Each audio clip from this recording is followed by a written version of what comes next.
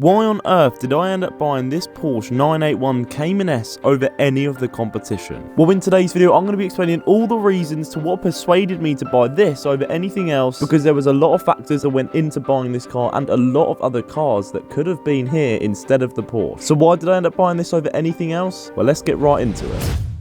So let's hit the road by putting the key in the ignition. There it is. Unfortunately, that is getting sorted. The PADM fault, there will be a video coming soon, but unfortunately it's on a bit of a back order, this part, so it's taken a while to come in, but hopefully very soon it will be all fixed in time for our track day on the 11th of May at Officially Gas. Clear that fault code. Pretend it's not there.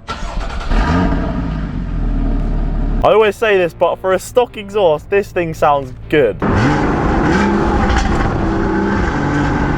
Into drive, I love the PDK manual. If you want to go sequential, you have to push it forward to go up a gear. Why on earth is it not the other way around? Anyway, handbrake off, boom, and let's get going. Okay, so now we're on the road. While I let the car warm up, let me run you through just a few of the competitors and other cars I was looking at in comparison to this one. Now my budget was maximum, like this is kind of out of budget, but maximum 35k, and I got this for under 35k, which is nice. There were definitely a few very tempting options around that price point, and one of them, which is a car that I was set on, and that was the BMW M2 competition. I absolutely love the M2s, and I still do, and who knows, I might own one in the future, but I was set on buying that car. That was the one for me, and for whatever reason, one day on my homepage on YouTube, there was a video of one of these cars, a Cayman S, with an exhaust on it, and I'm going to play you the clip because when I heard the video, it sounded so good. I was like, this has to be the car.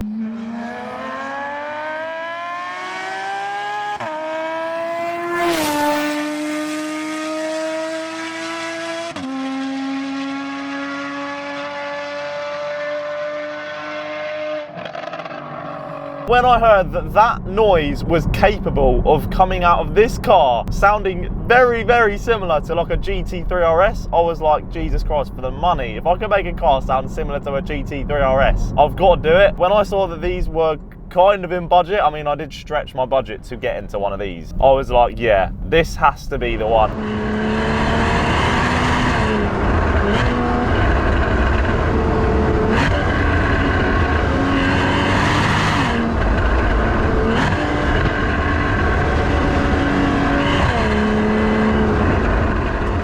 Previously in my family, we've had like M3s, M4s. I've been in BMW M cars pretty much all my life. An M2 would feel new, you know, because it would be mine, but it wouldn't feel like getting in this. It's completely different to anything me or anyone in my family have ever had before. You know, we've never had a Porsche before. When I revealed this car, everyone in the comments was just so excited about it, excited about the build, and everyone's saying, you know, congratulations, which I massively appreciate. Every single one of you who watched that video and commented. Other cars that were mentioned a lot as the next project car was going to be like an M140, M135, Golf Rs, stuff like that. You know, the Cupras were coming up, and I thought, you know, I could buy one of them and do the classic, you know, Maxton body kit, tune it, especially with the 1 Series. I've done a Maxton body kit to my 1 Series previously, so that content's going to be identical, but also they've been done to high heaven on YouTube. Like there are countless builds of people doing them, and they're insane cars. I absolutely love them. But for me, I wanted to switch up and do something different, and not many people have done a build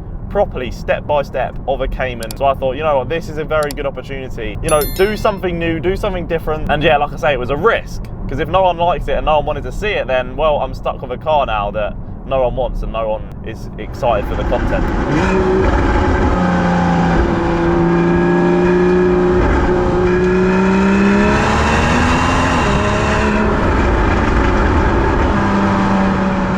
Now another car that was a competitor to this car that I was looking at was not the 981, but the 718, the newer version of this. The 718 is slightly more expensive, getting closer to the 35k and above. But there was one thing that stopped me from buying a 718 Cayman, and I've said it in a previous video, it doesn't sound like this.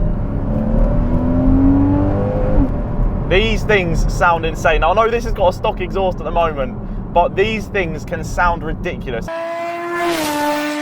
And even after you've put an exhaust on a 718 Cayman, they just don't sound great. I've heard one in person before with an exhaust, and it doesn't suit the car. Like the noise is like a grumbly, deep.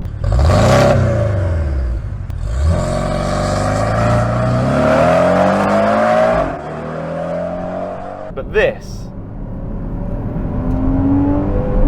oh my God, this is what Porsches should sound like. The interior again on the 718, it's slightly updated. You know, you've got the updated steering wheel, which is nice, which you can do to these, and that is a plan I do intend on doing, is buying the upgraded steering wheel in here, just to upgrade the interior and make it feel a bit more modern.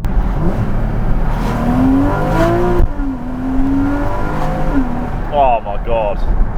That noise is addictive. Now another contender to the 981, which I was looking at as well, which I still love these cars, and that was an F-Type. Now the F-Types, there was a few problems with that car for me personally, which is why I didn't get one. Now I love the look of them, I like the interior of them as well. Some people say they're dated, but I really like the interior on the F-Type. They sound unbelievable. Even if you get the V6, they sound so good.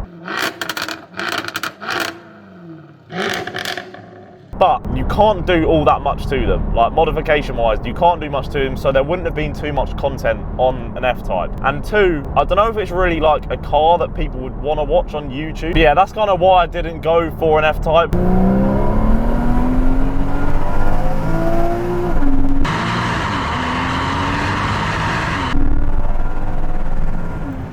Jesus Christ.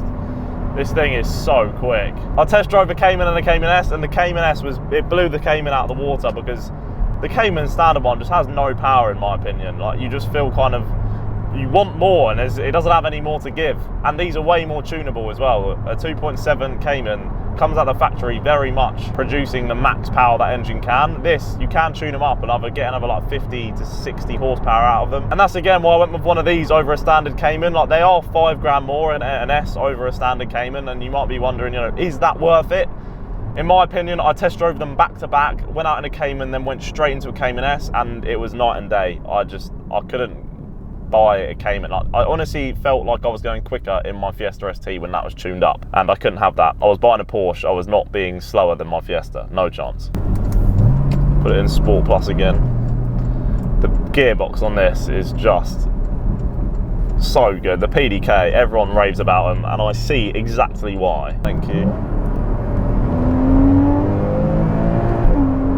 But yeah, you lot, that is the reason to why I own this car, why I bought it over any of the competitors. If you were in my position, what would you have bought? Would you have gone something, like I said, an F-Type, an M2, a Golf R and tuned it up? Because I know some people said that, they'd rather, you know, save the money and then spend a load of money on like a Golf R and do it up. Let me know what you guys think and what you would have done. But personally, there's no way I'd change my mind. I absolutely love this thing. Can't wait to start doing some proper modifications to it. And my discount code for the NF plates are still available. There's still a week left on the discount code, so be quick. It's JBYT to get 20% off on the NF plates website. All their links will be down in the description.